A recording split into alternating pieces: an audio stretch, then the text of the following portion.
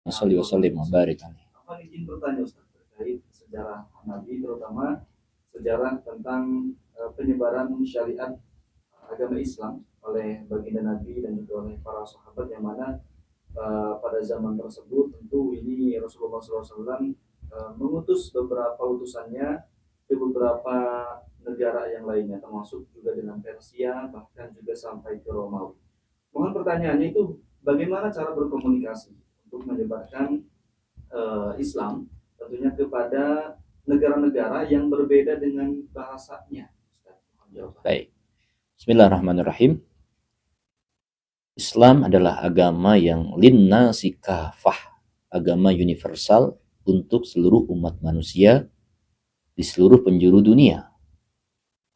Karena ini adalah agama atau risalah terakhir, berbeda dengan risalah para nabi terdahulu yang hanya dikhususkan kepada kaum tertentu. Tapi Islam ini adalah agama yang kafah, agama yang diturunkan untuk seluruh umat manusia di seluruh penjuru dunia tanpa terkecuali.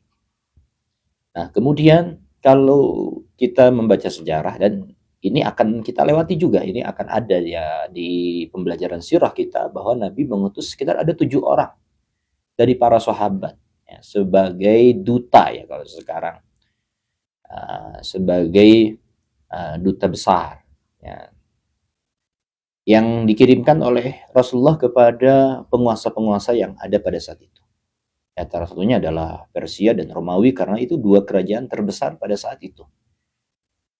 Nah, adapun komunikasi seperti apa, ya, di saat itu juga sudah ada translator, ya, orang yang mampu menerjemahkan, orang yang punya kemampuan di dalam menerjemahkan bahasa satu dengan bahasa yang lain, sehingga ada. Kalaupun orang Arab ya komunikasi dengan bahasa Arab, ya. Mereka punya bahasa tersendiri, akan tetapi ya, karena mereka juga Romawi ini kan Romawi Timur, Romawi yang bukan Romawi Barat, artinya Romawi yang punya kekuasaan di timur dekat dengan Arab, sehingga tidak terlalu asing. Karena bahasa Arab itu bukan bahasa yang baru ada di zaman Nabi, sebelumnya bahasa Arab itu sudah ada, sehingga bukan bahasa asing. Kemudian kalau kita melihat bahwa para sahabat juga banyak yang diperintahkan oleh Nabi belajar beberapa bahasa asing, seperti Sayyidina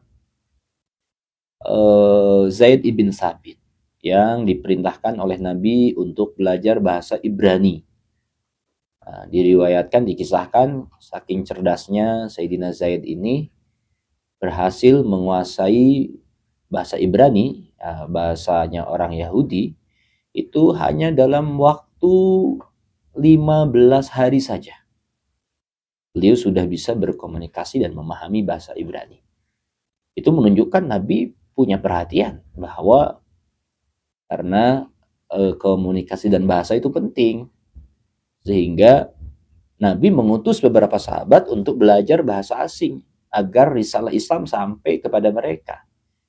Itu Nabi sudah memberikan contoh dari sejak awal. Maka kita saat ini pun dai-dai Islam harus bisa berkomunikasi dengan bahasa-bahasa internasional. Ya, saat ini ya internasional ya bahasa Arab, bahasa Inggris. Maka diupayakan kaum muslimin yang bisa menyampaikan ajaran Islam dalam bahasa-bahasa internasional seperti bahasa Inggris. Kalau bahasa Arab tentu sudah banyak.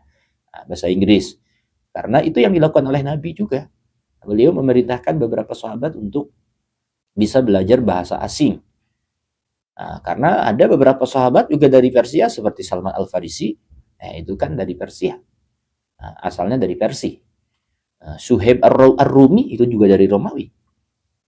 Sehingga ada sahabat yang latar belakangnya dari di luar daripada Arab, dari Jazirah Arab. Sehingga itu yang dimanfaatkan dan digunakan untuk di dalam komunikasi. Jadi komunikasi itu penting, walaupun sekarang banyak kemudahan ya kan untuk translate ini dengan menggunakan internet dan sebagainya, tapi tetap kita butuhkan dalam menyampaikan sebuah pesan Islam dan sebagainya. Kita juga memerlukan untuk menguasai bahasa-bahasa agar tersampaikan kepada orang-orang yang berbeda bahasa. Nah, ini sehingga komunikasi itu dilakukan dengan ada turjuman, ada translator kalau sekarang yang punya kemampuan untuk bisa mentranslate dari bahasa-bahasa yang digunakan oleh kedua belah pihak. Allah a'lam.